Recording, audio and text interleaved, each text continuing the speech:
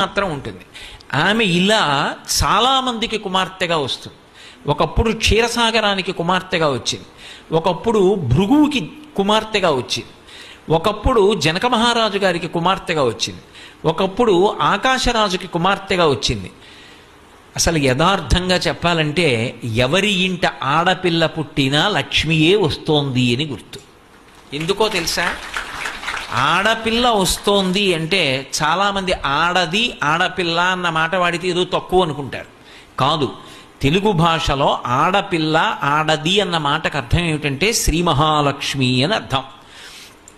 ఆడపిల్ల, ఆడ అంటే అక్కడ అని అర్థం.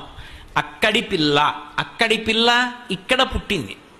ఇక్కడ ఎందుకు పుట్టింది అంటే ఇక్కడ పుట్టి నన్ను ధన్యుణ్ణి చేసింది. ఎవరా పిల్ల? పేరు నేను పెట్టాను తర్వాత, ఆమె లక్ష్మి. అందుకే ఎవరి కడుపున ఆడపిల్ల పుట్టనివ్వండి, ఆ పిల్ల పీటల మీదకి వెళ్ళినప్పుడు మాత్రం పద్మంలోనే వెడుతుంది.